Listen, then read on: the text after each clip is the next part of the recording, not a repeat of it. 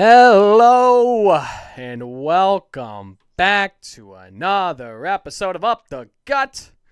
Still going strongish, strong. We'll call it strong. Long, strong, and ready to Strong, get the baby, season strong. on. So, Mm-hmm. welcome back with your host, Brandon. It's gotten bigger Higgins. And David, it's ginormous Lopez. He's still Lopez. He's still got the mustache thing going on, so. Hey, no Lopez. habla. No No habla. hablo inglés. I personally don't have a yellow mail. We're going to kick it off with Lopez's whatever he's got. Yeah, I don't really have a yellow mail this week either. Just a little bit of more of like a finger wag. Shame on you. And we'll get into it more when we go over the game. But Kansas City, you laid down. Like Travis Kelsey, you should be embarrassed. Chris Jones, you should be embarrassed. Trey Smith, Creed Humphrey, all of these guys that made them Super Bowl contenders and winners that they have been, you literally laid down. Like I don't I understand the season's over, but have some fucking pride. I mean, come on now. It's the Titans. You telling me that not only have you been eliminated from the playoffs, your quarterback's hurt, you have some holes to fill in the roster, but then you're just gonna lay down for arguably the worst team in the league? It's a finger wag. Shame on you. I will say they're the only team tanking for a better draft spot. Not even the top teams are deciding to do that.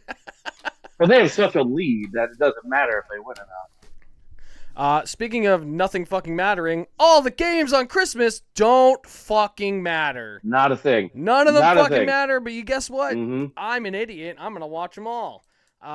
Speaking of the first one, is the Cowboys at the Commanders. Game doesn't fucking matter. They probably thought it would at the beginning of the season. Netflix is like, oh yeah, we're getting prime time. You'll get people watching. It ain't for fucking prime time. Cowboys officially eliminated after the Eagles won. And then they decided to lose to the Chargers 34-17, and the Commanders just letting the Eagles win, and here you go. Here's the NFC East.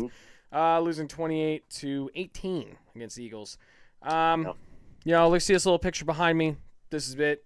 Should have been fucking done. I don't know. When they consistently gave up 40 fucking points earlier in the season, probably prior to the trade deadline, or even, 2 weeks after the trade deadline, after those trades didn't fucking help and they insisted on playing Kenneth Murray over the guy you just traded for, Logan Wilson. Didn't make any fucking sense. Pack it up. Get ready to build. And, same with the Commanders. Pack it up, get ready to build. You're down to your QB3. You got a Dak Prescott versus Josh Johnson. The Cowboys are insisting that they are going to try to win. And you know what? They're going to win this one because they're idiots. Because they have the better team. They shouldn't be in the position they're in. The reason they are in the position they're in is because of this fucking guy right here. This fucking guy. Because they have a 4,000-yard passer, 2,000-yard receivers, and a 1,000-yard rusher. And they're out of the fucking playoffs. If you guys could play mediocre defense, you win the East. I honestly, if they were top, I don't know, even top 25 defense, they're the last ranked fucking defense. And little tidbit, we don't really get into blog or who care games, but I'm a Cowboys fan, so I do a little more than often. It's been officially 30 years since they have made a conference championship game. The only team in the NFC to not make a conference championship game. The first 30 years of the franchise, they made 16. The last 30 years, they have made nothing. Jerry Jones, I just want to say, I know you're an avid listener. I know you listen to this podcast. Thank you so much for being a great supporter, always in my DMs. I love it because I have great things to say. I'm officially putting in my resume to be the GM because you can't fucking do it. You're doing a horrible fucking job because if I'm the GM, this guy was out week fucking 5. I don't give a shit. Too many fucking points at that point. You want to set a standard. Your standard has been ass. Your offense is exactly where you want it to be. Your defense is not where you want it to be, and you stuck by this fucking guy the entire season. And you know why your defense and where you are is because of this fucking guy right here. You actually made all the right moves with the trade. You did everything you had to. This guy should have been fucking fired. And you know what? If you can't fucking do it, I fucking would. Give me the GM spot. I'll do it for free for a year. And if I suck, fire me. I don't even care. I'll do it for the minimum wage. I don't even care. Let me be the GM, Jerry Jones. I'm putting in my resume. Give me the GM spot, and I'll do it all. I guarantee I'll do it all. And you know what? We'll be winning. I'm guarantee a Super Bowl. I guarantee a Super Bowl in 4 years. You give me the GM spot, 4 years, we're winning the Super Bowl. And not just winning, we're blowing out a team in the Super Bowl. We're gonna go undefeated and go to the fucking Super Bowl. Done. Calling it. 4 fucking years is all I need. 4 years, baby. 4 years. I'm calling. I'm gonna say something that's probably gonna piss you off. But come April, I'm probably going to have to chain you down to whatever is immovable out in Pittsburgh because the Cowboys are going to take another offensive lineman with their top pick. Well, you know what? They have two. So whatever. They have two. Don't spend both on offensive line. Yeah, I mean, you guys got almost nothing on the ground that against the Chargers. Yeah, your leading rusher was at 34 yards. Pickens went off. Still no sacks. Things just, I mean, Herbert was moving pretty well, but I mean, you guys couldn't generate a pass rush unless you were blitzing. And yeah, Kenneth Murray is an enigma. He needs to be dissected and studied. It was fucking awful. As far as the Commanders are concerned, we see a lot of gambling and a lot of point shaving in other sports. And we sort of mentioned how it's probably touched the NFL, but they're too big. They're not even trying to fucking hide it anymore. All of a sudden, Mariota decides he's going to start limping off, like have a noticeable limp. He goes into the blue tent. Then he goes running into the locker room, and he's being evaluated for a concussion.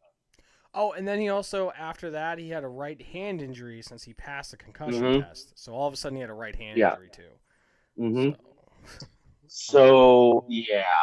I mean, other than McLaurin finally going off a little bit, when I say off, I mean 3 catches, 53 yards. I mean, at no point in time did I ever feel like the Eagles were being threatened in this game. I kind of feel like it was about to halftime because the Commanders were up by 3, I believe, at halftime because Jake Elliott missed 2 field goals, technically 3. Technically 3, yeah. But then Mariota magically had 3 injuries happen at one time. If the Eagles had punted instead of missed the field goals, then I would have felt like, wow, Washington can actually pull this off. But it was literally just the Eagles hurting themselves. Like Washington did nothing; they existed, and that's fine. Sometimes I'm going to take Dallas. Now they're eliminated. The defense is going to be probably 3, top 2, and they're going to win a bunch of games after this. So I'll go Dallas as well. Yeah, I'm going to take Dallas. They're going to run their draft position, and they're playing a third-string QB. Nothing against Josh Johnson, but there's a reason he's on like his 90th team, and he's third string. So. Next one we got another one of. But, yeah. I mean, like he's suitable. He's serviceable. Put him in. He's going to do what you ask him to do. But there's a reason he is where he is. Next one is who the hell gives a shit? Because it's the Lions and the Vikings. Only one of these teams really matters in this because they keep waiting to stay in the playoff race, and that's the Lions. The Vikings down McCarthy again. Lions coming off the loss to the Steelers, 29-24, and the Vikings coming off to win 16-13 against the Giants. The Lions forgot how to run the ball or know what the running attempts are. They had 12 rushing attempts the entire game. Don't know what the fuck happened there. Also, nobody knows what the fuck happened at the end of the game because it was a weird fucking end of the game.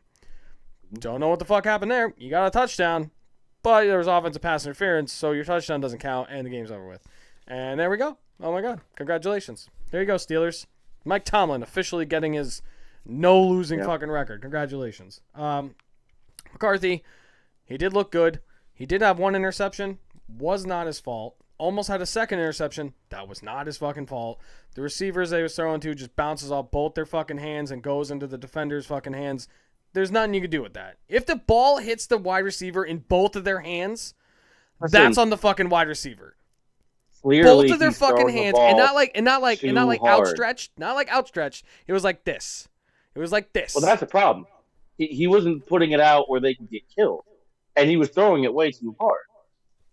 This is a McCarthy problem. All right. Well, he needs to lay out Justin Jefferson out there for a hospital ball, and then it'll be on Jefferson. No. All right. Well, you know what? He can't do it this week because he's fucking hurt again. So he's out. Some with a wrist injury. It didn't look great, but you know what? there towards the end of the season. Maybe they'll shut him down, get him some reps in practice or whatever. Brosmeyer will be back in there. Congratulations. Defense is what won the game. Their defense, to me, is an elite category because they keep shutting teams down and they win games by not having to score a ton of points unless you play the Cowboys. I'm going to go Lions in this one, though. You're going against Brosmeyer, who has the second worst passer rating this year. Or, yeah, I think it might be this year because Jalen Hurts has the first. So I'm going to go Lions, though. Yeah, I'm going to go Lions as well. I think this one actually might be closer than some people are going to give it credit for. It's a division game. Usually they can be, you know. It is. And all St. of these Brown are, is still nursing an injury. May not play on a short week, even though they're fighting for their lives. But, you know, even if he does play, it might be just limited maybe as a decoy or whatever. But I'll take Detroit because they're healthier and they have Goff still. And if they ever remember, oh, my God, we still have Jamar Gibbs. If they know what running the ball is. What the fuck? Yeah. And I had asked this question to Jeremy Green and Tank Spencer of ESPN Asheville, and I love their answers. So I'm interested in yours. Which team was more disappointing this year, the Lions or the Ravens? Ravens to me. The Lions, I felt like they were going to take a step back either way because they lost the offense coordinator. Mm-hmm. They had to get adjusted. They got that adjustment. They're kind of still up there to where, like, we kind of, like, either they would be top or they kind of be, like, middle of the pack but still competing. The Ravens, oh, my God. Yeah, Lamar went down, but even with Lamar in there, he's not the same. Now he has a back contusion that he might not even play this week. But that defense was so overly hyped. They got all these guys. They did this whole fucking thing. And now they're might not make the playoffs at all. Yeah. I think they were Super Bowl favorites. Oh, their season is we'll get into them a bit more, but I think they're the biggest disappointment of the season. I mean, the Cowboys aren't even that huge of a disappointment because nobody thought they would even finish third in their division. So they're actually they're above expectations, but the Ravens are way down below. You know, especially when you have a 42-year-old quarterback leading your fucking division. Jesus Christ. Next one. Broncos at Chiefs. One team matters, one team doesn't.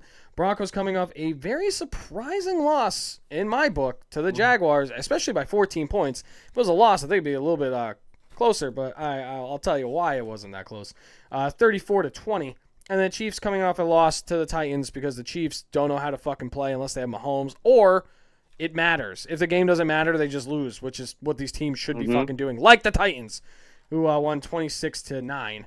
The Broncos, the main reason why they lost, and the score was a 14-point difference, is they passed the ball 47 fucking times and ran it 17.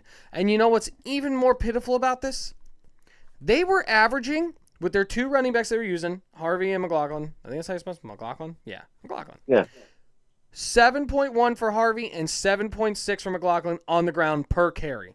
You were almost getting a first down every single time you ran the ball, and you passed it 47 fucking times.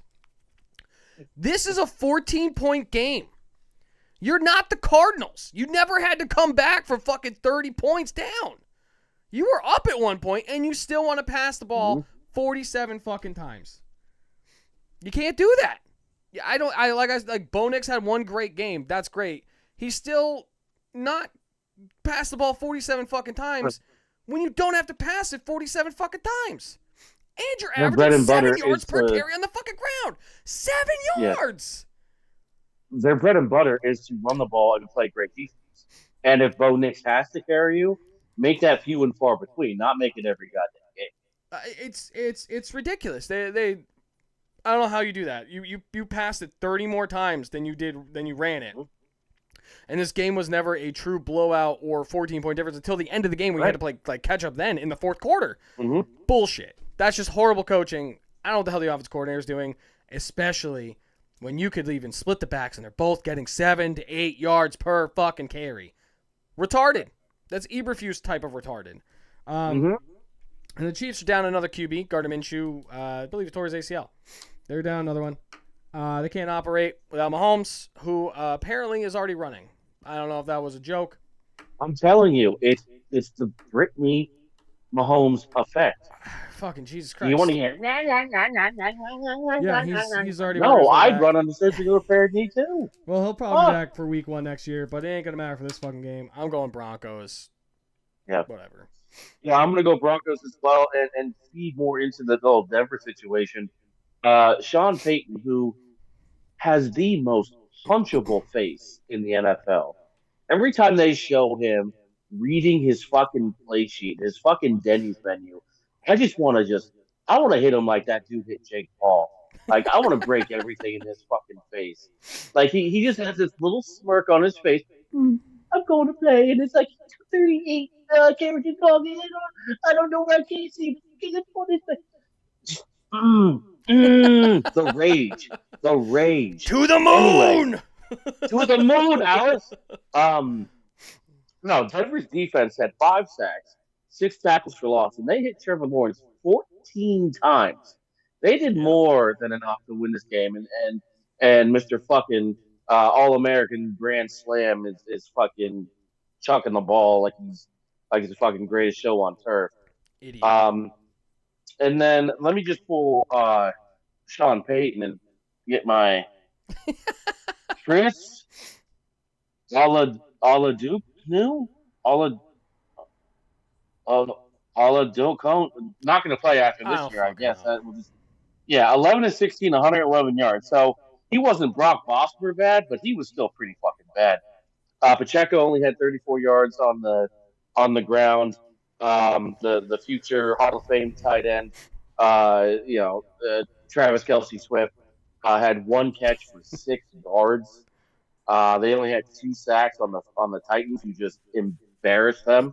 And now their team is moving. They're moving out of Kansas City, moving over into the state of Kansas. And apparently they're going to be the next team to get a goddamn dome. Every team is going to be in a goddamn dome now. So there's going to be lots of changes coming to Kansas City. And I don't know if Chiefs fans are going to be able to handle that. They may have to, I don't know, bandwagon to another team. But I'm going to go Broncos. They have until 2031, I think it is, when that new stadium everything's going to be built and all that anyways. But still, I mean, hopefully they go natural grass somehow or whatever as well, and they don't do the fucking turf thing. Yeah. But what the fuck do I know? Also, so everyone knows, we don't get paid to do this, so I'm not learning some third-string QB's name. And you know, I can be completely honest. No. I don't care. If you're going to pay me, I'll learn how to pronounce it. I'm not getting paid to do this. Also, it's Monday night. It's like almost midnight, and we're recording this early because happy holidays. Here we are. It's the holidays. Oh, my God, dude. I got 2 more days to start my Christmas shopping. It's insane. It snuck up on us. I finished it tonight, and I was like, fuck, I hate this. Well, if you didn't sit in line so long to see some fucking Christmas lights. Yeah, it took me an hour. That was fucking crazy. I don't want to do that again either. We're definitely planning that better next year as well. Next game, a actual good one now. We got the Texans at the Chargers. The Chargers. Texans coming off to win 23-21 against the Raiders. And the Chargers coming off to win 34-17 against the Cowboys. Texans game was a lot closer than anyone would have expected. The Raiders showing some fight when they don't have Chip Kelly calling the wrong plays and all that shit. Yep. But they did show they get some grit, do what they have to do to win a close game, even if it's against a shitty team that they're playing down to. They still got the win. They had to do what they had to do. Good to see that they could fight through shit, not give up like the Chiefs. And then you had the Chargers. Herbert showing a little bit of return, actually taking off with the ball, showing he has the legs, not afraid of his hand getting hit and everything like that. The defense played well, but Dak still had a day. Dak still had a fucking day. If they run into a team that could play defense and they give up the numbers that Dak was putting up, because he had over 100, he had like 118 passer rating. He had 2 touchdowns. He was over 300 yards passing, no interceptions. But if Dallas had a defense, that game might be coming down to the last drive, or it might be a 20-17 game that might be reversed. They just ran into a Cowboys that don't know how to play fucking defense because this fucking asshole. Fuck this guy. Everybody behind you. Fuck this whole thing. It might be him like 4 times. Who do you got in this one? This one I actually took the Chargers. I just don't trust the O-line in front of Stroud. Stroud had a which pretty is decent crazy day. to say because the offensive line in front of Herbert isn't much better. No, but Herbert runs the ball a lot better, and this is something that this goes all the way back to Stroud's days at Ohio State. And I think I know I've mentioned to you this off air.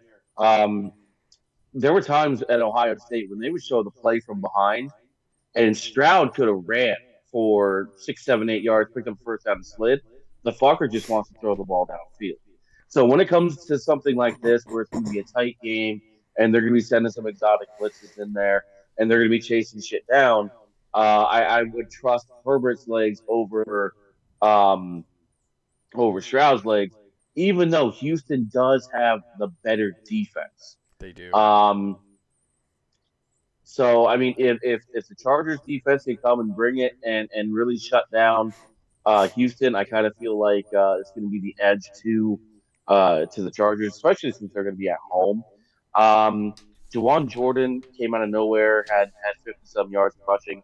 Yeah, Nico but he only Collins is averaged starting like to get 3 back yards into per it. carry. Chubb had 5 yards per carry, Yeah. and they refused to play him. So Chubb's days are done. In the Texans, they don't give a shit. 100%. Even though he's the He more actually- efficient back, they'd rather play this other guy they just called up. So Yeah, he might be on his last team, to be honest with you. And then the Chargers, I understand they're going against the Cowboys defense, but Herbert still had 300 yards passing, 2 touchdowns through the air, 1 on the ground. He did stiff arm and give somebody his finger with a broken hand, so I mean that's pretty tough. Him and Dak, you and I were talking during the game. Those two threw some of those beautiful, accurate pinpoint passes yes, we've seen all year. like the DB could do absolutely nothing. That ball was right where it had to be, and if just the competent receiver decided to put his hands right there, because the ball's right there. It's like, oh, here's a gift. Like, thank you, sir. May I have another? Like, come on. Like, what the fuck? Like, so who do you have in this? I took the Chargers. oh, I also took the Chargers as well. I almost switched to the I gotcha. Texans because of that Texans D line, but Yeah. the Chargers defense is playing pretty damn good right now, and I like Herbert more than I like Stroud. So I'm gonna go Texans. I mean, I'm gonna go Chargers as well. So Well, you're a notorious Ohio State hater anyway. So I am, but you know, I'm also a big Madison Beers fan as well. So I don't know anybody that isn't. So next one we got could be interesting, could not be interesting. We might have a backup QB showdown in this one as well. Ravens at Packers. We got the Ravens coming off the loss 28-24 against the Patriots that they gave them the fucking win towards the end there. And then you had the Packers losing to the Bears 22-16 because they lost their entire fucking offense. Jackson, down with a back injury, has a contusion. They call him day-to-day right now. He may not play this week in a huge game that they probably need him to play, but they might try to escape, get the win, and bring him back later. The defense was strong until it mattered. They gave up 11 points in the fourth quarter. They had an 11-point lead. Gave it up, ended up losing to fucking Patriots, who lost Henderson that game, which sucked for them. Speaking of losing people, the Packers lost Love, lost Jacobs, and they lost their complete fucking offense because it's just Willis running around with his chicken head cut off like it's Madden. It was efficient enough. The offense, they moved the ball a bit, everything like that, but it's not going to be good enough to win if that's your entire offense. I don't like Malik Willis. There's a reason why he didn't work in Tennessee. And there's a reason he was drafted in like the 3rd or 4th round because he isn't. Yeah, he looked great in college. I'm pretty sure it was D2, but it never translated to the NFL. And then also, I mean, he was basically FCS. He played at Liberty. So whatever. Yeah. Same difference. Also, the defense, no Parsons, no sacks. They got 0 sacks. Didn't really cause that much pressure. Still, Williams sucks. So they were lucky there why the game was close. This one's tough for me because I don't know who the fuck is playing quarterback. Right. Because Love has to pass a concussion test this week, and then Jackson's a bitch. it didn't look good for Love. I mean, there's getting your head slammed, and then there's a 240-pound ball of muscle running full but speed. he fucking dipped his head into it, which I think was a bullshit fucking call. He saw it coming. It was like, ooh. Dipped his fucking head into it. Yeah. Bullshit fucking call. That I'm all about player safety and everything like that. Don't blindside. Okay, cool. But if you dip your head into the tackle, you're literally asking for the helmet to helmet, and that should be on you. That's bullshit. Yeah. Well, I mean, if I go out in traffic right now and I see a car coming, and it's coming at me 25 miles an hour, and I just stick my head in front of the bumper, it's gonna What are you, a fucking hurt. fucking deer? God. Ah! I'm actually gonna go Baltimore on this one. I feel like no Parsons, no pass rush. The Packers have been doing okay against the run. Not great, but okay. They were still getting chunked by Swift. They were still getting chunked by Monangai. Even Caleb Williams was using his legs a little bit to outrun them. So if they're down Parsons, if they're down Love, if they're down Jacobs, even if Jacobs plays What do you mean and if he's they're down splitting time, Parsons? They are definitely down Parsons. There is I'm just no saying if they're chance. down, yeah, if they're down all of these guys, Chicago's going to be getting healthier. Rome's probably going to end up playing.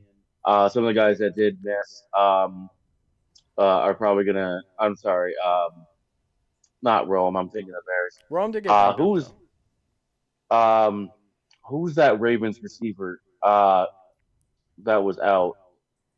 Which one? Bateman, Flowers, Bateman. Bateman. Yeah.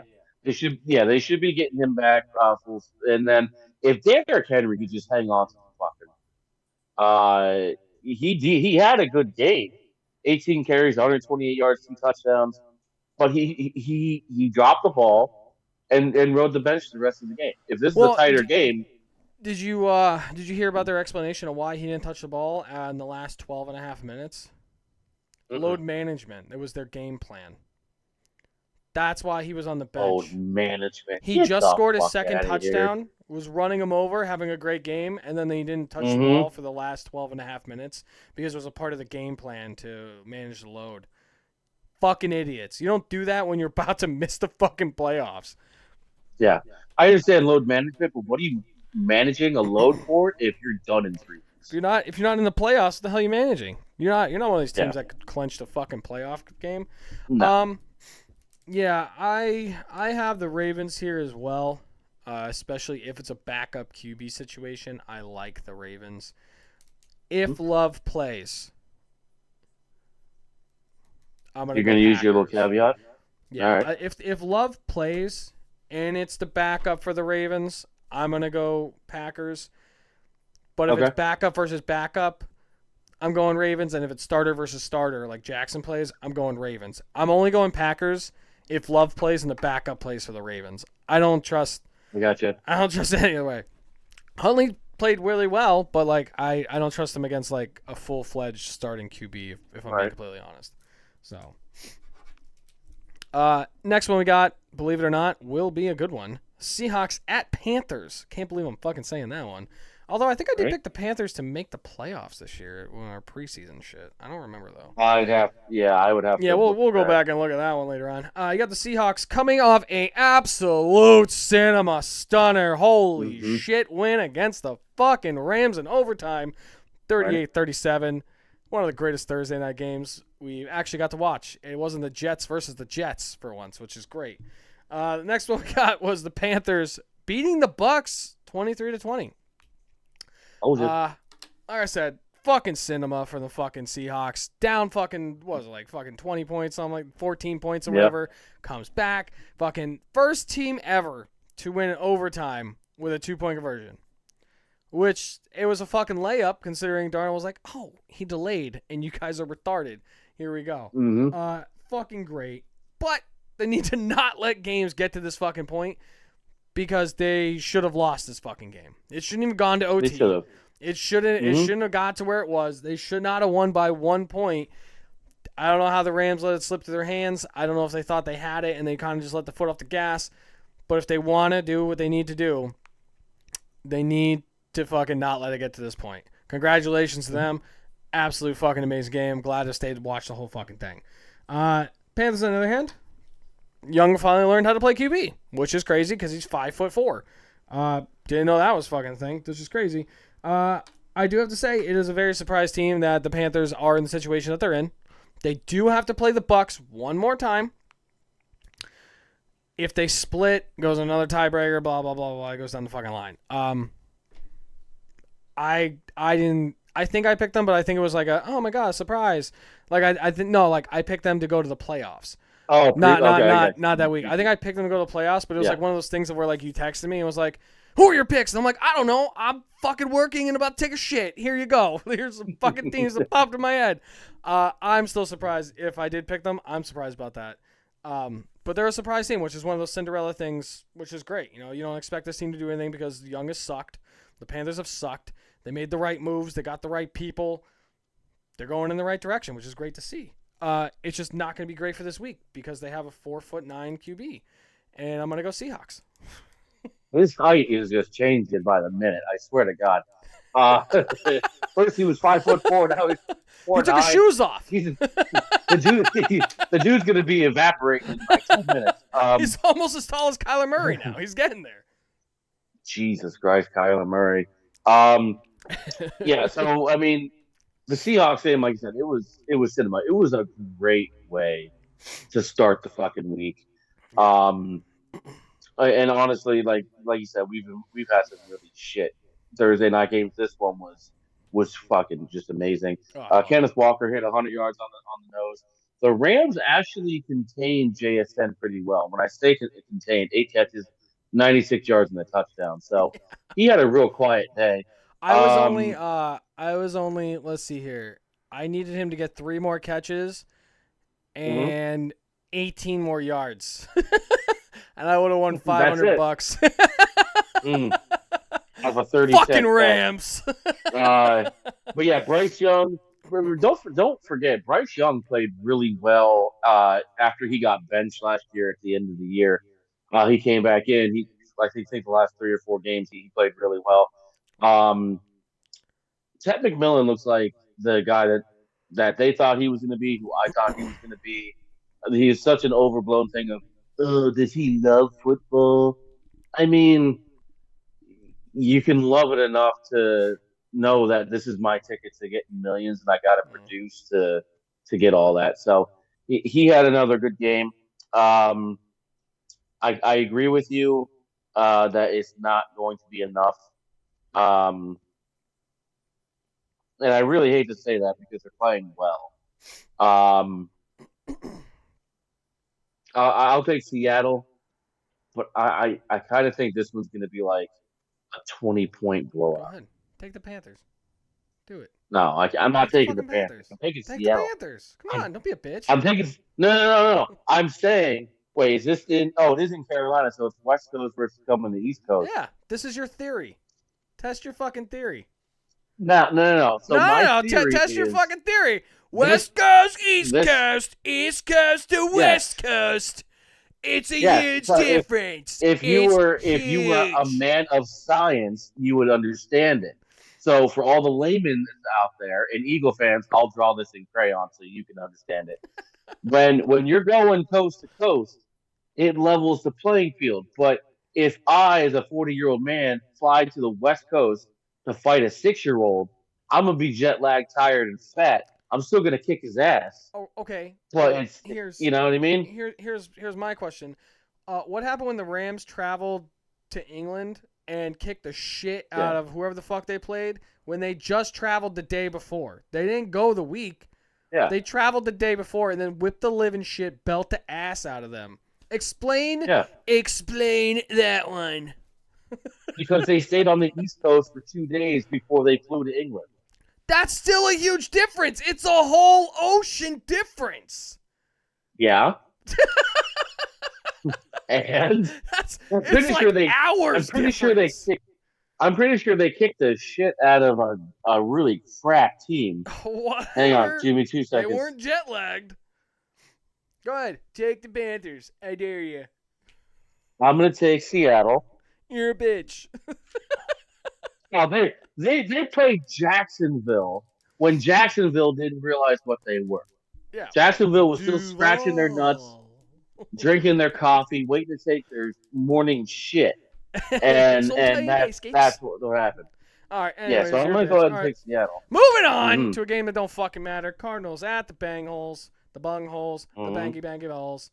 Cardinals lost to the Falcons 26-19 in a game that didn't matter except for the Falcons fucking the Rams. And then the Bengals beat the Dolphins in a game that didn't matter, 45-21.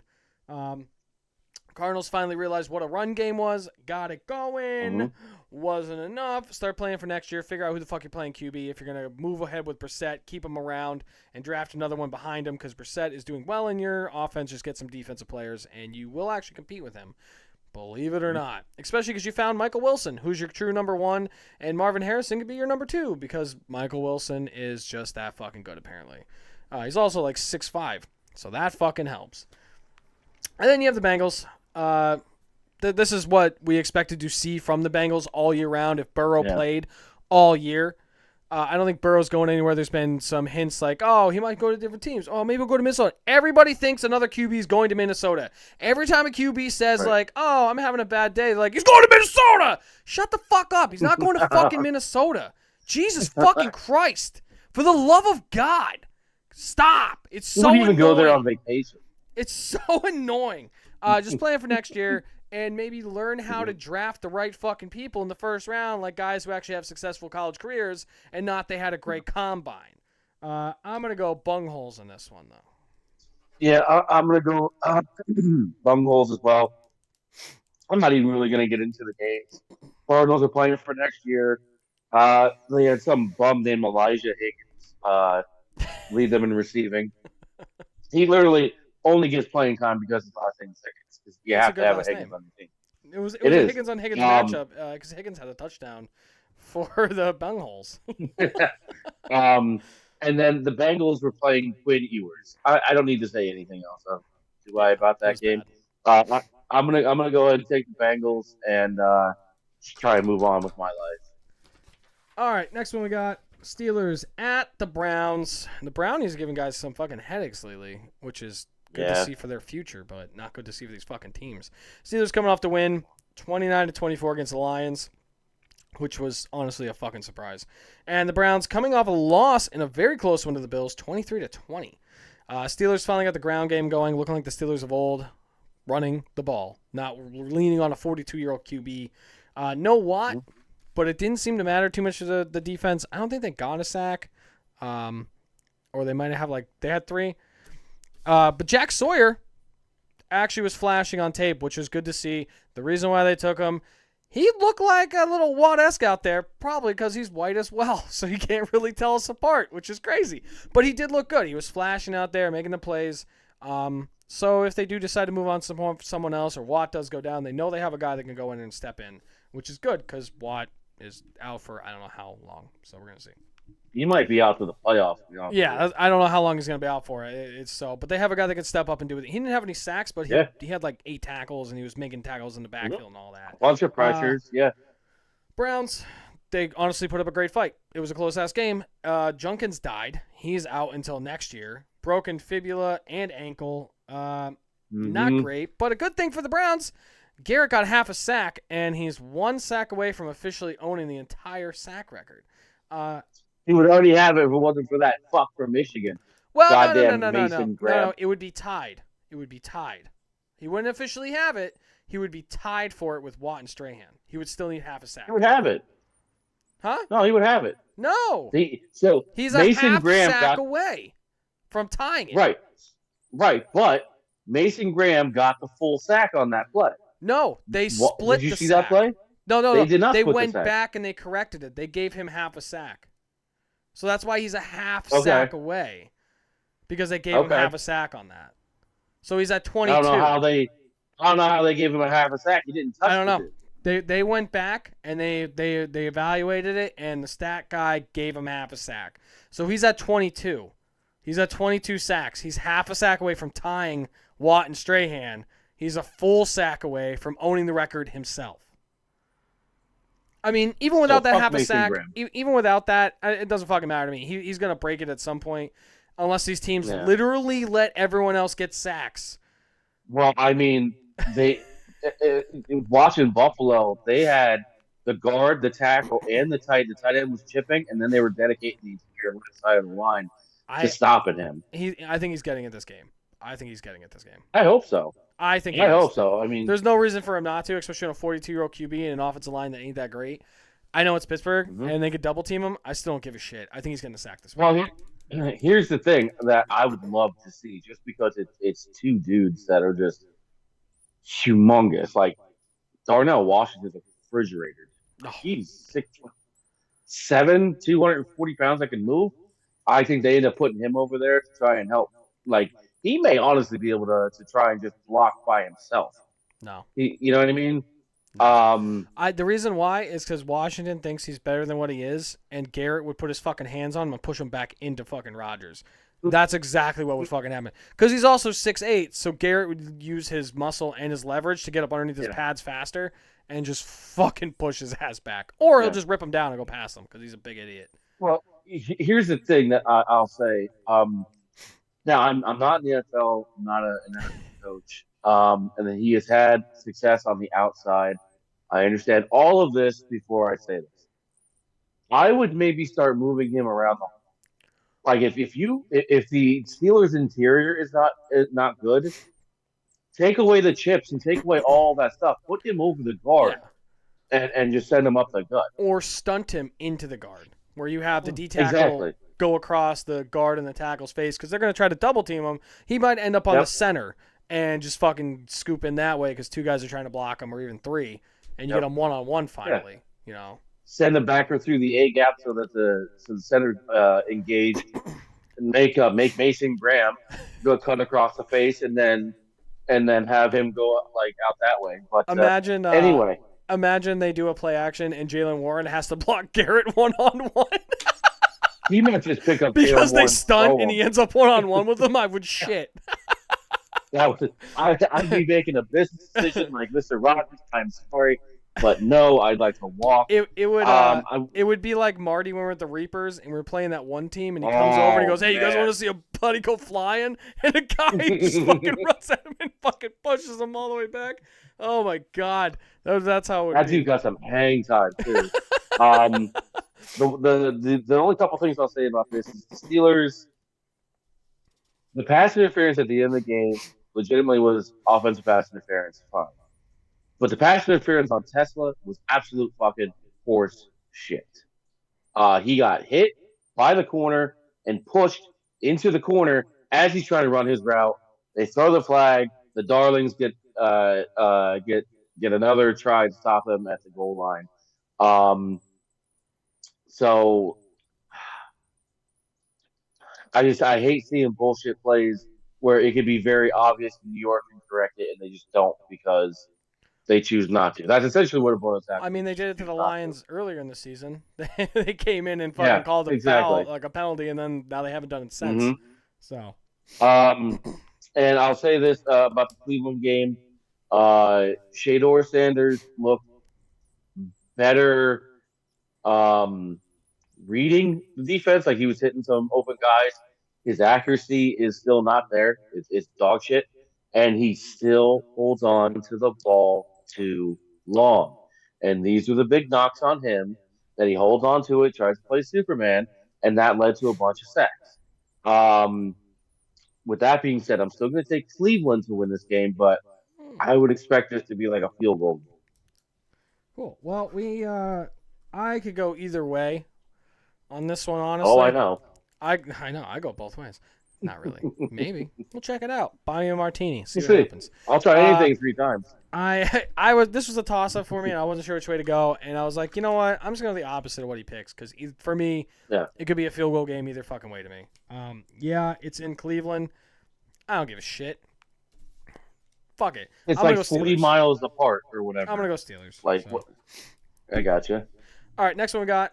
The game. Jaguars at the Colts. Ooh, the Colts just they lost. I don't have the score written down, but I know it was by like 20 points or something. 48-27. 48-27. I knew it was 48. I wasn't sure what the hell they got. Jaguars coming off the win against Broncos, 34-20, and then like we said, the Colts coming off the loss, 48-27. It just happened. We were recording this right after the game. T-Law had another 4-touchdown game, looking like an actual QB. Speaking of which, he helped our buddy Tyler make it to the championship game, just like McCaffrey and Kittle did tonight. Congratulations to him. He's playing a shithead named JoJo. Go Tyler! Anyways. Jaguars defense came ready to stop the pass. That's all they had to fucking do because they weren't ready to stop the run, giving up 7 yards per carry on the ground. Didn't fucking matter because the Broncos didn't want to fucking run it. They're like, you're giving us 7 yards on the ground? We're going to pass it 47 fucking times. Right into your fucking game plan. Bunch of fucking retards. And then the Colts, they got Phillip Rivers at QB. They can't beat winning teams. That's it. That's all I got him. Alec Pierce is looking more and more like their number one than fucking Michael Pittman is. Alec Pierce is great. He's going to get paid whether you guys pay him or not. He's getting paid fucking somewhere.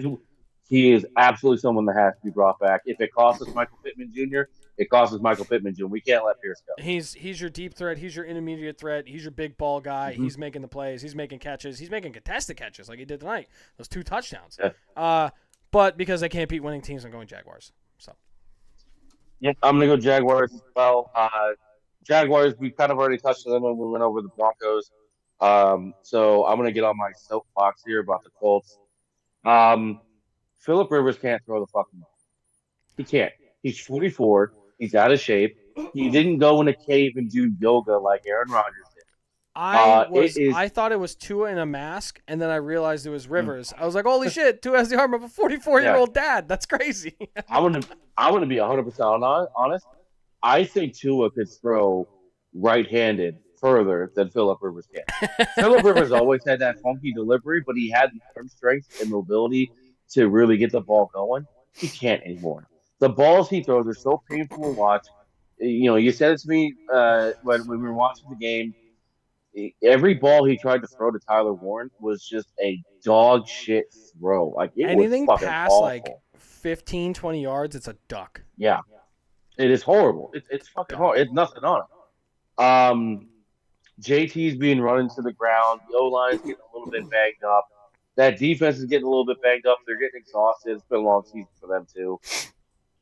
This is an elimination game for them. They're a game. I think they're 2 games back now of Houston for that final spot. With Baltimore faltering a little bit, there was a chance that they could just leapfrog and barely get in. But Jacksonville's going to come in. They're going to eat their lunch, kiss their mama, smack their wife on the ass before they leave, and eliminate them from the playoffs. And then you'll have a couple weeks to see what Riley Leonard's got. And they should be in off-season mode right now. They got to do what they got to do to keep Alec Pierce.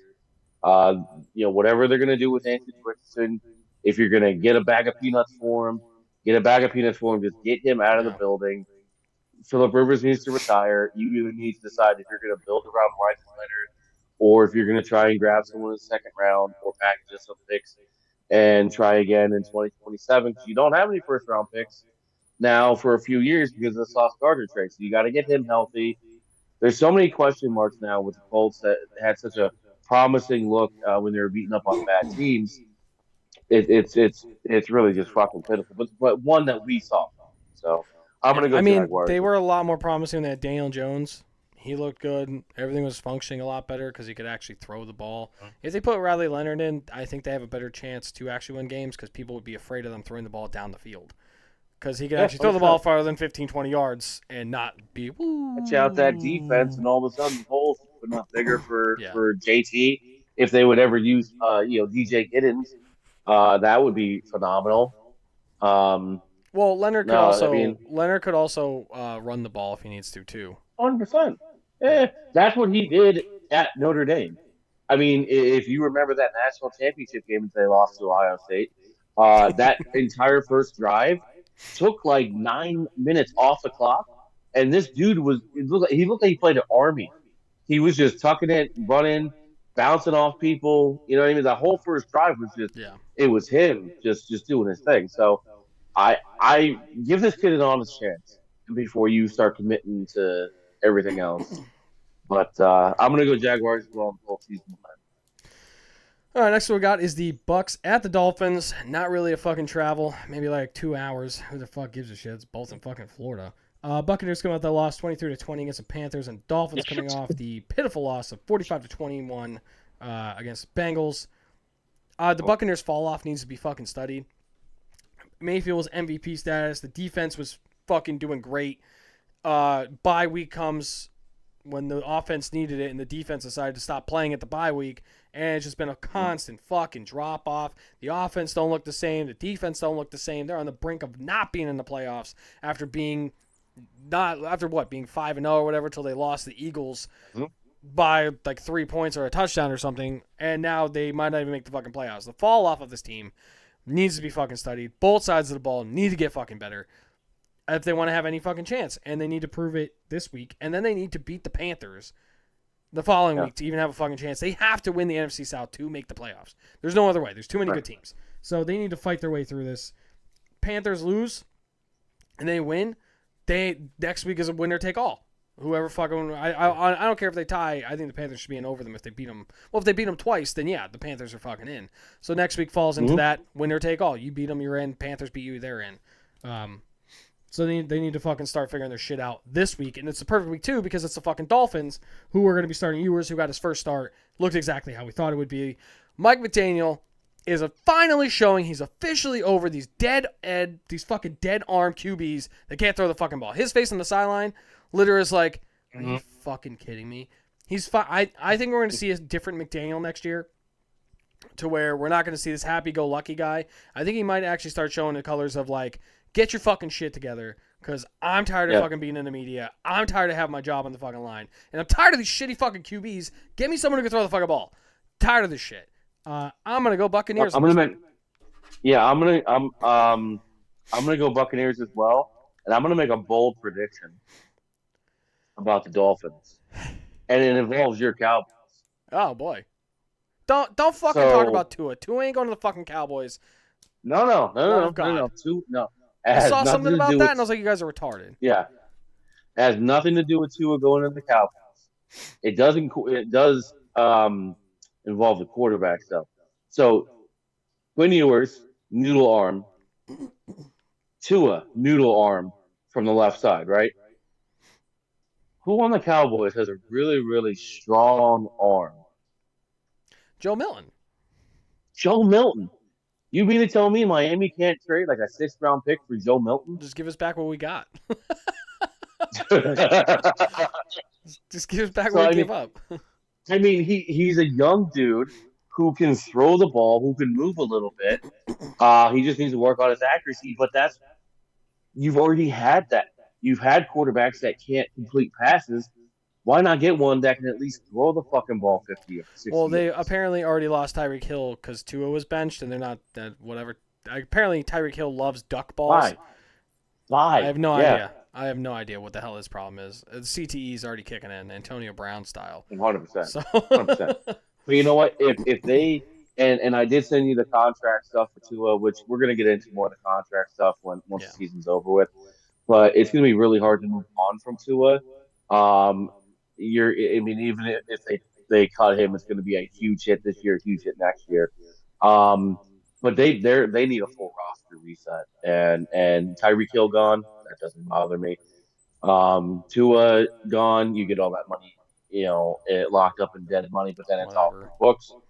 Yeah, I'm gonna take Tampa in this one as well, just because I trust Baker Mayfield more than I trust Quinn Ewers. But both of these teams, if we were sitting there in the beginning of the year, if we were preparing to do our first episode after week 1, and you told me that the best team in Florida would have been the Jacksonville Jaguars, I would have probably called you an idiot. I would have called you a liar. I would have put some money on the line, because there's no way that I would have thought that the Jaguars would have been better than the Buccaneers. You would have been able to convince me they're better than Miami, but not better than Tampa. Especially the way Tampa started and the way the Jags started. Yeah. And the way Miami started was right. So yeah, exactly. Yeah. All right, we got a next one up here of a game that should be one-sided. We got the Patriots at the Jets. Patriots coming off the win of 28-24 against the Ravens. That was handed to them, and the Jets are the fucking Jets. 29-6 against the Saints. 29-6 against the Saints. They lost. Henderson may not play this game. Concussion did not look great. He shouldn't. I don't think they're really going to need him for this game anyways. Sit him out a little bit. Who cares? Yeah. They were tested to come back. A nice little test before the playoffs really showed that they can do it even in a game where they're not playing against a starting QB, but they're still down 11 points in the fourth quarter. Made the comeback, did what they had to do. Congratulations. Jets, thank God they have draft capital because they fucking need it, and that's where we are with them. I'm going Patriots. I don't give a shit about the Jets. Yeah, I'm going to go Patriots as well. Drake May did throw for 380. He had as many touchdowns as he did turnovers. So a little concerning. He threw a pick and he fumbled as well. But overall, New England's playing good football right now. And the Jets, the MVP for them was their fucking kicker. Because he scored 6 points. He did, yeah, for real. He was their entire offense. I understand that the Jets are hurt a little bit, but even if they had all their pieces, they're still garbage. I'm gonna go Patriots, and this one is we've already spent too much time on it. So. Well, I do have 2 fun facts about the Jets. They are 2 weeks away from setting an unbreakable record. If they do not get an interception within the next 2 weeks, they will officially have 0 interceptions in the entire season, and you cannot break that. There's absolutely no other way. But the other fun fact is their leading wide receiver in receiving yards. Do you know who that is? On the season. On the season? On the season. Do you know who their leading wide receiver in yards are on the season?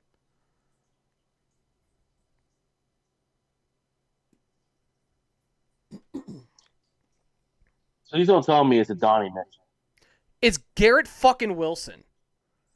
He still leads them in receiving yards by like 30 fucking yards, and he hasn't played since October. He's their leading fucking receiver with like 395. I took him out because I'm like, there's no way. The dude hasn't played 4 years. He's their fucking leading receiver in yards on the season. God. That's how fucking bad this offense is and how bad Justin Fields in turn is, but in general, just how bad this offense is. That your leading receiver hasn't played since middle of October. Yeah. So that means he hasn't played since before Halloween, before Thanksgiving, before Black Friday, and here we are 2 days before Christmas. 2 weeks left in the season. And I mean, yeah. I think the second one's Mason Taylor, and he's like 30 yards away or something like that. So somebody should overtake him or whatever. But we're 2 weeks away from the season being over, and he still leads the team in fucking receiving yards. Yeah. They may not have a 500-yard receiver in this season. That's hard to do. That's really it's fucking hard to do, especially in this year. This is day and age. It's crazy. I will tell you that I have it on good authority that Trayvon Henderson is going to be shut down for the remainder of the regular season. They shouldn't need him to beat the Jets, like you said.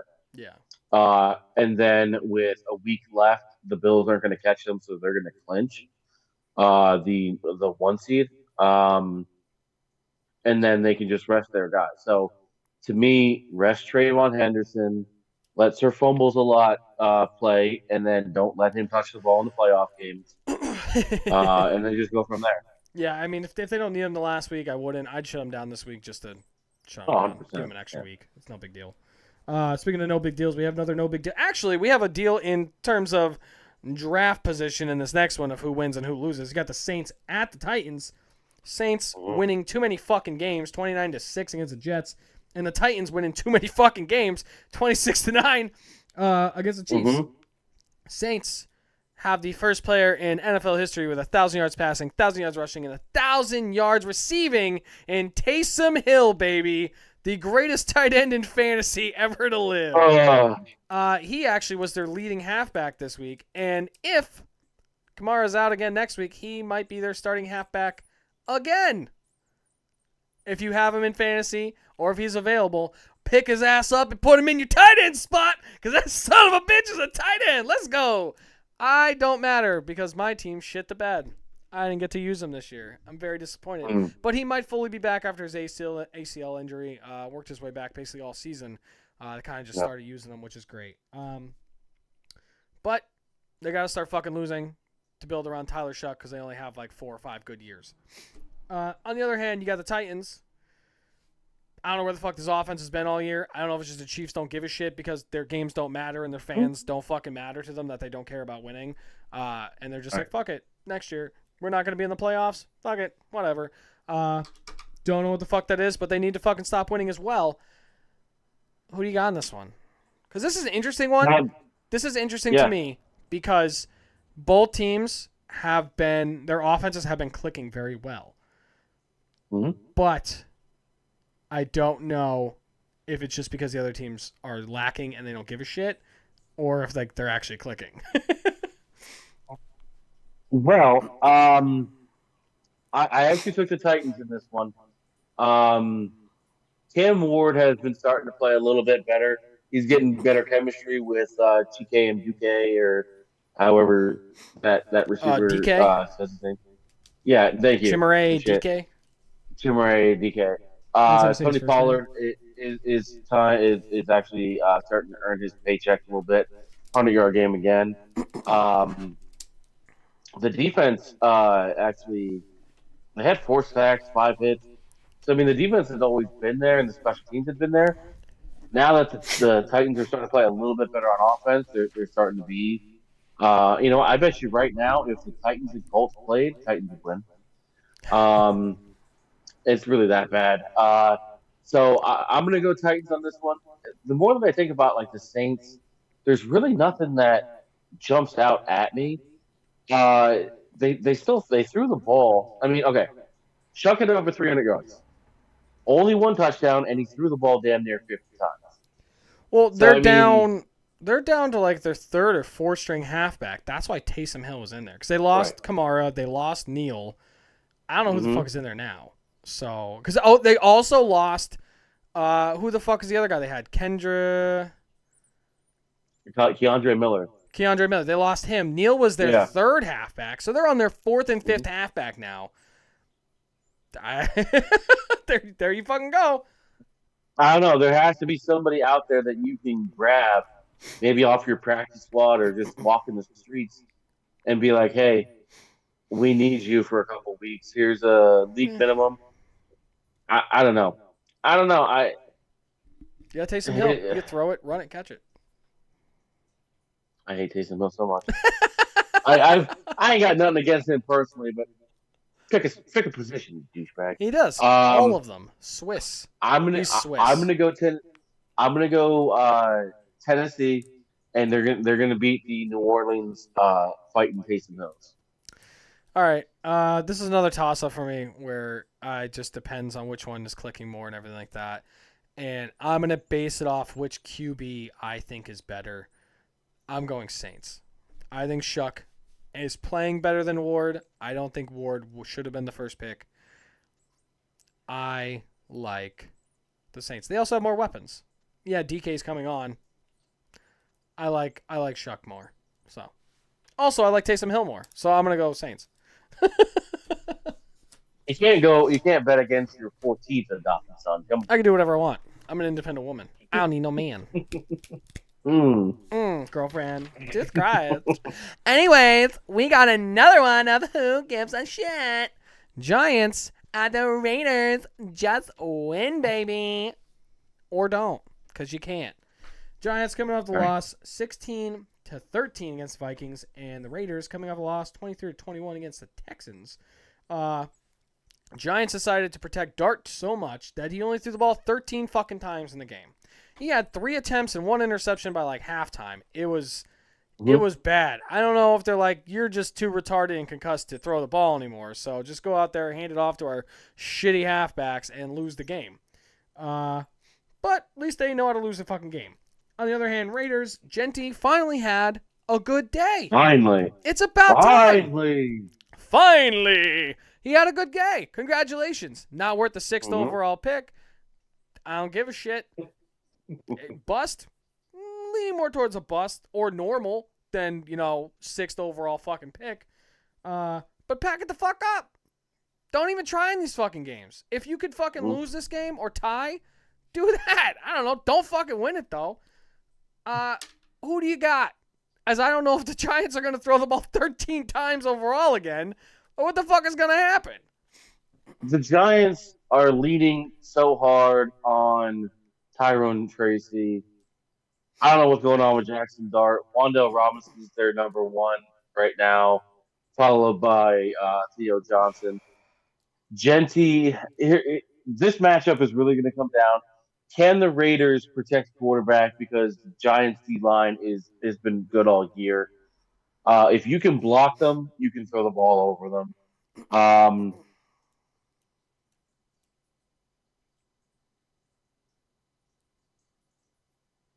I'll go with the home team. I'll go with Vegas.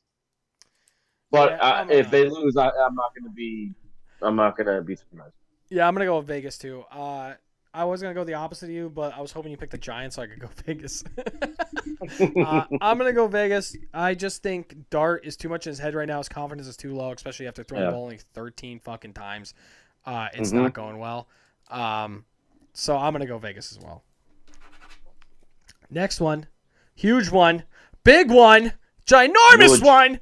Eagles at the Bills. Eagles come off to win 29-18 against Commanders. Bills come off to win 23-20 against the Browns. Eagles clinch the NFC's first time to have back-to-back NFC's champions since 2004 when they did it. I think it was like 4 times in a row. Congratulations to you guys. Your quarterback is still the, I don't know, 3rd or 4th best quarterback in the NFC's. Congratulations. Your quarterback still sucks. I don't give a shit. It was the fucking Commanders. Your defense, offense, yeah, that's great. Your kicker also sucks. So you have a horrible kicker, and you have a horrible quarterback, whether you believe it or not. He is not a fucking quarterback. You guys were just calling for his fucking head 2 weeks ago. So I don't want to hear fucking shit. You guys finally realized it. The other hand, Bills, long-ass day for Allen. Didn't throw a touchdown pass. The Browns' defense is really good, and it showed. He was having a hell of a time back there. They did get the run game going, which is good. They're going to have to step up in a game now. This is playoff atmosphere right here. You're already in the playoffs. They clinched a playoff spot. They got it tonight with after the fucking game time, after the Colts losing, they clinched a playoff spot. So congratulations, you're in the playoffs. Get your team ready to actually play playoff games because this is going to be one of them. Eagles are fighting for a first spot. You're fighting to get a better spot in the playoffs. You potentially still have a chance at first, whatever. But you're going to have to step up here and fucking do it. I am taking the better quarterback in this one. I'm going Josh Allen. Yeah. And the Bills. I'm going to go Josh Allen as well. Not even the Bills, just Josh Allen. Yeah. Everyone else go fuck yourself. Go fuck yourself. We're going. It's Eagles, Bills, or Josh Allen. Josh Allen. Now, here's the thing that worries me. The Bills' defense has been Swiss cheese all year. Yeah, Barkley just had over 130 yards, I believe. A.J. Brown, 9 catches for 98 yards. That is what scares me, is that they do have some weapons. If they're going to rely on Hurts, Buffalo's got this. And I'm taking a look. The Bills can technically still win. I'm pretty sure they can still win the East if New England loses out and then they win out. So, yeah, they still got a lot to play for. Our pick aside, and let's just talk playoffs for just 2 seconds. The big hurdle for Josh Allen is that he could not get past the Chiefs. He could not get past Patrick Mahomes. Also couldn't get past the playoffs. He also couldn't get past the Ravens, who are both probably not in the playoffs this year. Let's just take a look. If the playoffs started right now, here are the quarterbacks he would go up against: Bo Nix, Drake May, Trevor Lawrence, Aaron Rodgers, Justin Herbert, and C.J. Stroud. If you can't be the best quarterback out of that group, my friend, Mr. Josh Allen, you are never going to get to a Super Bowl. Ever. Well, I think this is it. There's 2 quarterbacks in that could give him a run for his money, and that's Drake May and Justin Herbert. Trevor Lawrence is having great games right now, but they're just games. They're not consistent. Right. I wouldn't put him up there with Josh Allen. Herbert, he was having a great season until his offensive line crapped on him, and then his hand got broken. But he can use his legs just as much as Josh Allen. They asked him and told him to, and you saw that earlier in the season when he was rushing for like 60 yards a game. I would put him up there, not on Josh Allen's level, but to give Josh Allen a run for his money. his two best quarterbacks to do that are Drake May, who's playing at like that MVP caliber this year. Maybe not as so much as late, but overall wise, I think he's still up there. And then Justin Herbert, who can do everything Josh Allen does too, because they're like the same fucking size. It's just Josh Allen is gonna have a baby and Herbert has Madison Beers. Which congratulations, Josh Allen. I love you. Please give me a signed autograph jersey. That would be amazing. I'd frame it. I'm a Cowboys fan, but I'm also a Josh Allen fan. So, and a Justin Herbert fan. I'll take a signed autograph jersey from you too. That would be fucking great. I want to start a collection, please. The two quarterbacks that you mentioned that could give him a run for his money in this playoff. If Herbert gets hit the wrong way, just on that broken hand that he's still like putting out there, he could be done. It could be the Trey Lance show all of a sudden. And then Drake May's a rookie. Yes, he's playing well, but even in this game up here that they played this week, he still turned the ball over as many times as he scored. So Josh Allen does that shit too. Josh Allen should be that guy. Josh Allen does that shit too. There's games where you're just like, there's games where like Josh Allen tries to do too much, and you're like, fucking Josh Allen, what are you doing? But then there's games where you're like, Josh Allen, because like I don't know. Well, if you had to tell me, I could only pick one quarterback from the AFC, and the rest are trying to kill me, I'm taking Josh Allen. So I feel like the teams that are probably going to be in, we feel like Baltimore's not going to get in. Colts are definitely not getting in. So the teams are set. It's just what order they're going to be in. If Josh Allen can't do it this year, that's it. That has to be it.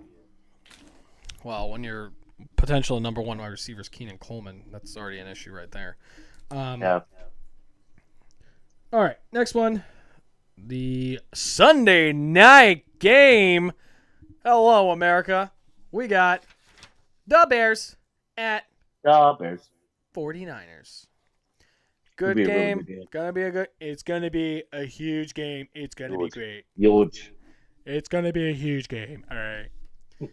Bears coming off the win that was handed to them because the Packers all died, 22-16. Mm-hmm. And the 49ers coming off that win tonight, 48-27, against the little paper lions you got going on over there. They're paper. They're not even cardboard anymore. They're full-blown paper. Oh, they're paper mache, baby. Another week of Williams getting bailed out by DJ Moore. Congratulations to DJ Moore making these difficult catches. Yes, the ball's out there.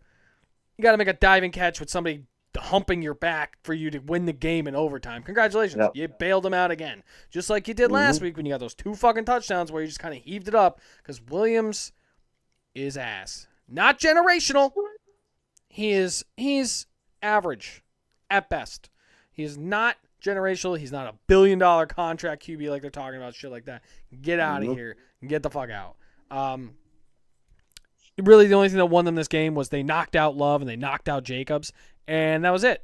Because the Packers, I feel like they really had the game until that point. And I think after Love went out because he headbutted a guy coming at him like an idiot, and Jacobs' knee acting up, you just took all the air out of it. The defense kind of like fucking just kind of like panned out. Yeah, they had a chance to win, but like the defense knew they were going to have to fight that whole time because Willis is not the answer.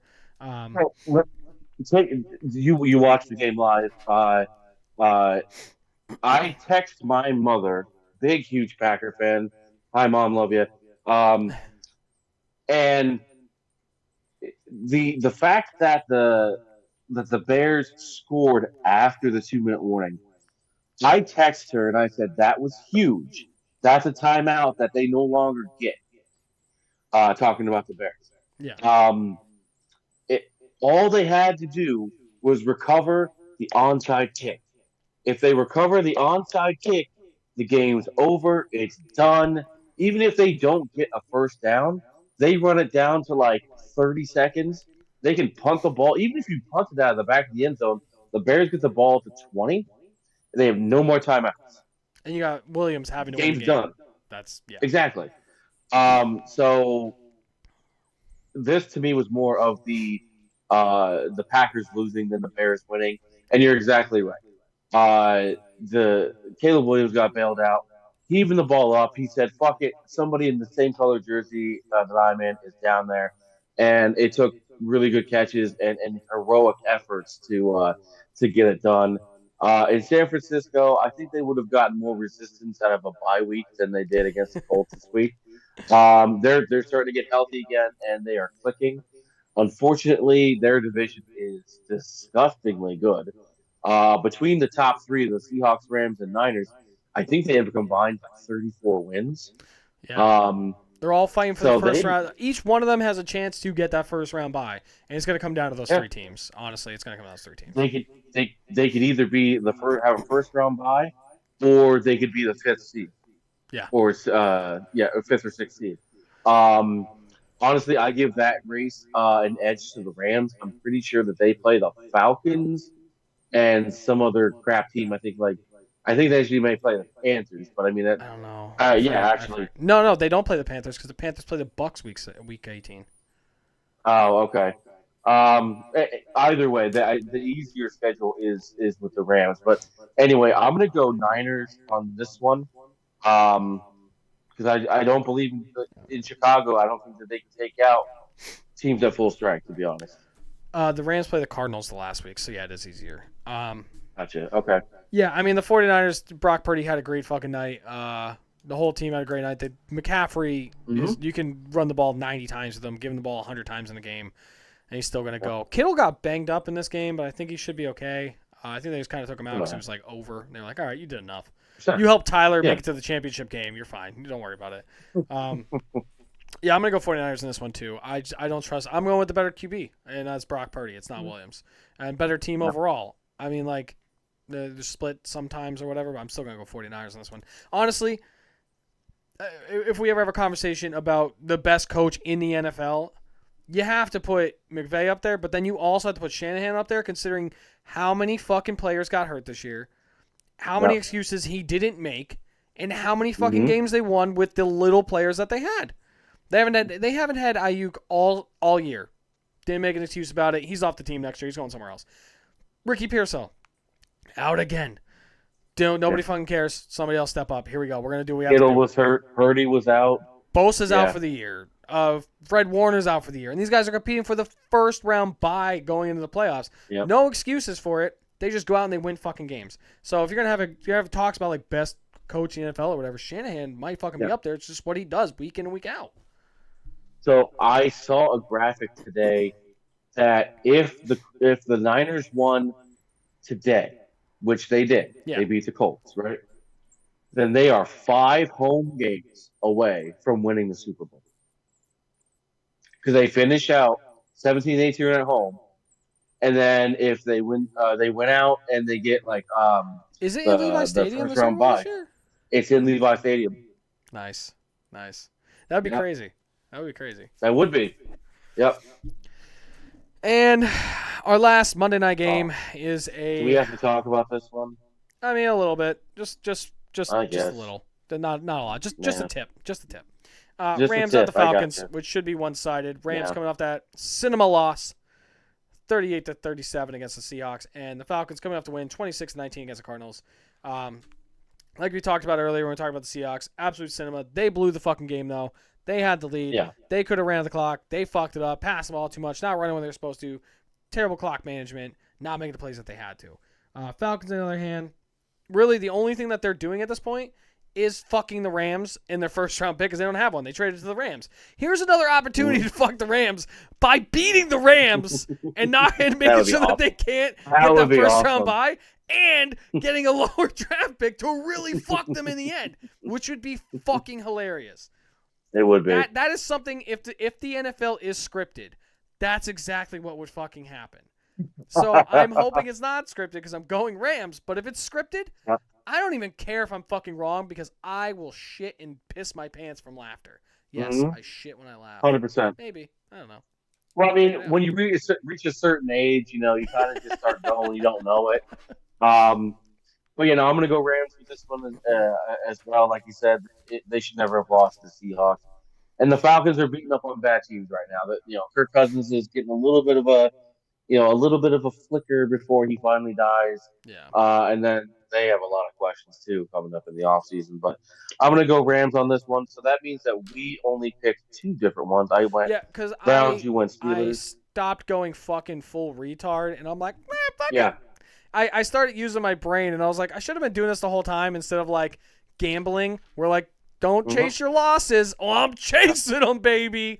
I'm picking the Raiders over the Eagles like a fucking retard. I fucked up too many times. I was like, I'm gonna chip away as much as I can. Yeah, well, I mean, you tried to chip away. I ended up gaining 2 games on you. Yeah. Last week you went 10-6. I went 12-4. So we each had a really good week. We really nailed it down. But overall, 146-93 and one for me. 137-102 and one for you. So again, people, you're making money if you're betting with us. Well, if I mean, you what's better than that? yeah, if you bet who teams we pick, you're making money. Don't listen to me when you do parlays because I'm always 1 or 2 off, so it's not great. It's not like you're getting blown out. You know what I mean? No. You always get so close. Yeah. It's like me with chicks. Like I have a really good chance, but then once they see what I look like, it's fucking done. It wasn't last week. It was the week before. I was 1 touchdown away from going into I think it was the Sunday night game against the Cowboys. If Chuba Hubbard scored a touchdown, I would have just been waiting on CeeDee Lamb to score a touchdown, which he didn't. But I was going to cash out because the cash out would have been high enough for me not to give a shit because I would have won $3,000 if CeeDee Lamb fucking scored. But I was going to take the cash out if Hubbard scored because I was like, I don't fucking care. I'll take whatever I can get. It's $10. Like whatever I get out of this shit. Fuck it. So. Yeah. I know we already mentioned the Cowboys. Unfortunately, their season is RIP. It's done. The Colts will be joining you next week, but now there are officially 14 teams eliminated from the playoffs. And an update on the top 5 of the draft. Number 5, the Arizona Cardinals. Number 4, the New York Jets. Number 3, the Cleveland Shador Sanders, the Cleveland Browns. I'm sorry, Las Vegas Raiders. And then the New York Football Giants, currently at the top and looking down to see where they can trade. So that's where it sits right now. But that's week 16, my friend. And did the camera just move because the cat or something? Yeah, the fucking cat's playing with something, and he keeps hitting the fucking camera. Get in there. Go get the fucking thing. Jesus Christ. I can't. It's the orange one. He's retarded. I can't wait till Penelope gets old enough to where she starts playing with stuff, and you just start chucking stuff in the other room. So she's learning how to throw. So we're gonna start learning fetch soon. Oh Jesus! I bet you she still throws further than Philip Rivers. It actually Rivers and Tua have nothing on her. She's gonna take their job next week. So yours is next. No, Jesus Christ.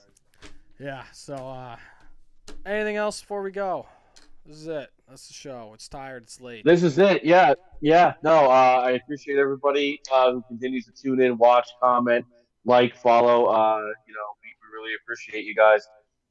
Whatever you celebrate, Christmas or whatever weird religion is out there that does stuff, or if you don't do anything at all and you just enjoy the day off, just don't be an asshole to somebody. Just enjoy your time. But other than that, I just appreciate everyone that continues to support us. What about you? That's all I got to. Please, thank you all for liking, subscribing, sharing, following, talking about us. Whether you hate us or love us, please keep us in your mouth, and that's the way I like it. Thank you guys so much. Keep doing what you're doing. We're gonna keep doing this, so you guys keep doing it. We'd like to reach more people, as many people as possible. So please share it, get it out there. We love talking about this stuff. We love feedback. We love you guys like, hey, what is your thoughts on this, or how do you feel about this, or can you guys talk about this, or like, oh, there's this cool stat. You guys want to go over it or anything like that? That would be fucking amazing. We would love that. We'd love to go over more with all of that stuff. And again, like you said, whatever you guys celebrate, Kwanzaa, Hanukkah, Christmas, whatever it is, I celebrate Christmas. That's just what we do. Yeah. So from my family to yours, have a Merry Christmas. We will be back again next week. So have a Happy New Year in case you missed that one as well. But thank you all so much for what you're doing. And thank myself and thank you, Lopes, for what we're doing, because we are amazing and we're great. Until next time, thank you guys so much. We love you and have a good night. That's another episode of Up the God. Yes, I'm Jay Beebs.